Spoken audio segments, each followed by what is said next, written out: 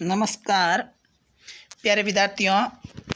आज अपन महाभारत कथा के अनुरूप पाठ 13 जरासंध के बारे में पढ़ेंगे। यानी जरासंध कौन था, कहाँ का राजा था, कैसा राजा था, उसकी मृत्यु कैसे हुई, किसने की, क्यों की, इन सब के बारे में अपन विस्तार से पढ़ेंगे।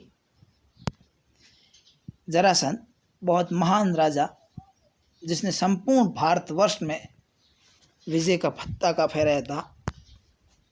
इंद्रप्रस्थ में न्यायपूर्वक राज्य करते हुए पांडवों तथा उनके भाइयों की इच्छा राजसूय करके सम्राट पद प्राप्त करने की हुई। इसलिए युधिष्ठिर ने श्री कृष्ण को बुलावा भेजा। युधिष्ठिर का बुलावा मिलते ही श्री कृष्ण तुरंत ही द्वारका से इंद्रप्रस्थ पहुँचे। श्री कृष्ण के आते ही युधिष्ठिर ने उन्हें अपने भाइयों व अन्य मित्रों का राजसूय का सुझाव बताते हुए सलाह मांगी। ये देखिए आप राजयज्ञ, इसमें जरासंध बैठे हैं और यज्ञ का आयोजन हो रहा है। युधिष्ठिर की बात सुनकर श्री कृष्ण ने कहा कि मगध के राजा जरासंध ने समस्त राजाओं को जीतकर अपने अधीन कर रखा है। शिशुपाल जैसे शक्ति संपन्न राजा भी उसकी अधीनता स्वीकार कर चुके हैं। इतना ही नहीं, कंस उसका दामाद बनकर उसका साथी हो गया है। तब मैंने उसके विरुद्ध युद्ध किया, जिसके परिणाम स्वरूप मुझे हार कर मथुरा छोड़कर द्वारका आकर बसना पड़ा। यानी श्री कृष्ण भगवान भी जरासंध से हार कर और मथुरा छोड़कर कहाँ आ गए, द्वारका आ गए। इतना महान राजा था वह। अतः जरासंध के जीवित रहते आप सम्राट पद प्राप्त नहीं कर सकते। ये किसको कह रहे हैं? युधिष्ठिर को कह रहे हैं।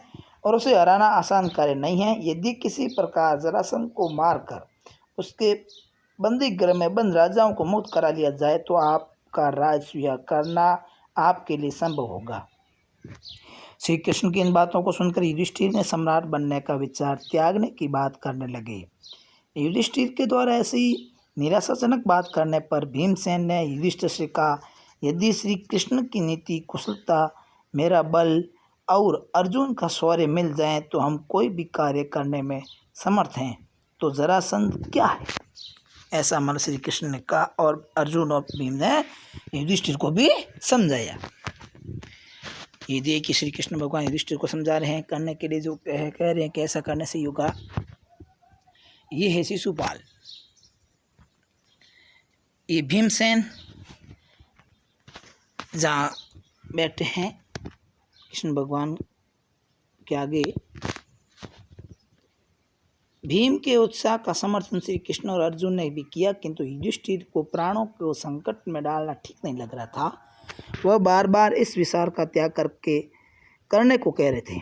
युधिष्ठिर की ऐसी निराशाजनक बात सुनकर अर्जुन ने कहा कि यदि भारतवंशी हो कर भी हम यदि साहसपूर्वक कार्य नहीं कर सकते तो हमारा जीवन व्यर्थ है। यानी अर्जुन कह रहा है हम भारतवंशी है, और भारतवंशी अगर अपन नहीं कर सकते, धैर्य का काम मतलब वीरता का काम नहीं कर सकते तो हमारा जीवन ही व्यर्थ है, बेकार है।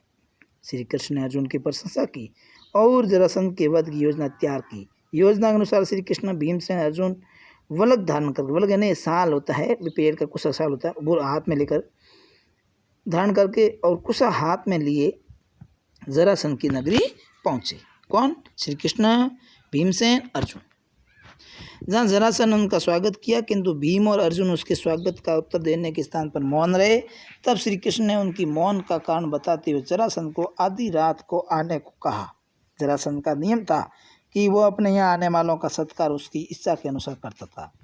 अतः श्री कृष्ण भीम और अर्जुन को यज्ञशाला में ठहरा कर वो वहाँ से चला गया। यानी भीम को वहाँ यज्ञशाला में ठहरा दिया है और रात को, यानी कृष्ण भगवान की योजना थी। ये देखिए कृष्ण भगवान राजा के दरबार में, भीमसेन साथ में, और तीनों वहाँ गए थे। श्री कृष्ण, भीम, अर्जुन तीनों किस वेश में गए थे? ब्राह्मण वेश में गए थे। यज्ञ में देखो कितना भव्य महान यज्ञशाला, राजाओं का सम बैठने व्यवस्था। इसके बाद युद्ध का क्षेत्र भीम और जरासंध के बीच में आधी रात को जब जरासंध आया तो उसे अतिथियों पर शक हुआ और उसने कड़क कर उनसे उनका परिचय पूछा। श्री कृष्ण जरासंध को अपना और भीम अर्जुन का परिचय देते हुए उसे द्वंद्व युद्ध करके द्वंद्व यानी कुश्ती करने के लिए आमंत्रण दिया। तब भी भीम और जरासंध की कुश्ती शुरू हो गई। वे दोनों बिना विश्राम किए 13 दिन और 13 रात तक लड़ते रहे। इतने महान। फिर उसके बाद लड़ने में देखिए आप, युद्ध क्षेत्र में देखिए आप, अर्जुन कृष्ण देख रहे हैं, भीम जरासंध को पटकनी दे दी है। 100वें दिन जब जरासंध थक कर रुका तो भीमसेन ने श्री कृष्ण के इशारे पर जरासंध को उठाकर जोर से जमीन पर पटका। इस प्रकार अजय जरासंध का अंत हो गया और जरासंध की मृत्यु हो गई। जरासंध के मरते ही श्री कृष्ण और दोनों पांडवों ने जरासंध के द्वारा बंदी बनाए गए सभी राजाओं को मुक्त कराकर जरासंध के पुत्र को मगध की गद्दी पर बैठाकर इंद्रप्रस्थ लौट आए। तब पांडव विजय यात्रा करके सारे देश को महाराज युधिष्ठिर के अधीन ले आए, यानी कि यज्ञ कर दिया, राज्य कर दिया, और युधिष्ठिर है वो पूरे भारत का महान राजा बन गया और सभी राज्य है युधिष्ठिर के अधीन हो गए। ये देखिए चित्र के रूप में पटक कर कैसे उन्होंने मारा जरासंध को। कृष्ण भगवान इशारा कर रहे हैं। फिर उसके पुत्र को राजा बनाया वहाँ और सब बंदियों को है मुक्त कराया।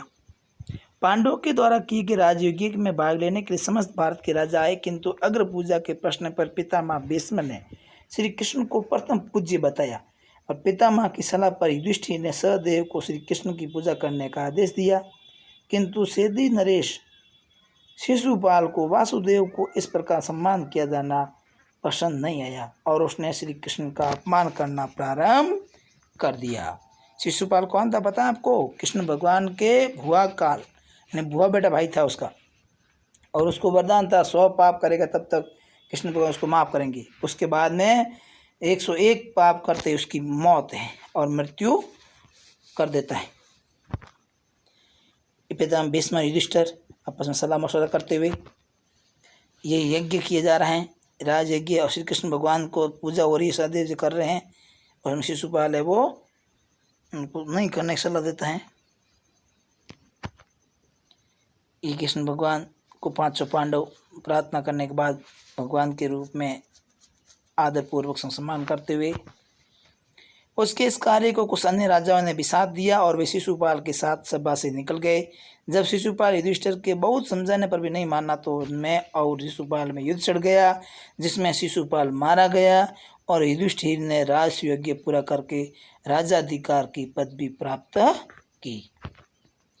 कठिन से बता देखो, नरेश यानी राजा, तत्काल यानी तुरंत, अधीन यानी पास, लोहा मारना यानी हार मारना, ये मोहरा है, ना समझ यानी अज्ञानी, दुर्ग यानी किला, साध्य यानी आसान, आकांक्षा यानी अभिलाषा, चूर यानी चूर करना है नष्ट करना, निर्दोष यानी बेकसूर, लाल यानी पुत्र, वल्कल यानी वृक्ष की साल, कुलीन अच्छे कोल में उत्पन्न, द्वंद्व युद्ध यानी कुश्ती, अजय यानी जिसे हार जीता ना जा सके, ये एक शब्दार्थ है। अजय जिसे जीता ना जा सके क्या कहते हैं? अजय। हट यानी जित। अब अपन प्रश्न उत्तर करवाता हूँ। राजयज्ञ किसके लिए किया जाता था? तो राजयज्ञ राजा द्वारा सम्राट का पद पाने के लिए किया जाता था। युधिष्ठिर ने सलाह करने के लिए किसे संदेश भेजा? युधिष्ठिर ने सलाह करने के लिए श्री कृष्ण को संदेश भेजा। तीसरा प्रश्न है, जरासंध कहाँ का और कैसा राजा था? तो उत्तर है, जरासंध मगध का अत्यंत निर्धन और अजय राजा था। उसने अनेक राजाओं को अपनी बंदी गृह में कैद कर रखा था। चौथा प्रश्न है, भीम, अर्जुन और श्री कृष्ण जरासंध के यहाँ किस वेश में गए थे? तो भीम, अर्जुन और श्री कृष्ण ब्राह्मण वेश में जरासंध के यहाँ गए थे। पांचवा प्रश्न है, भीम और अर्जुन ने मौन व्रत क्यों धारण कर रखा था?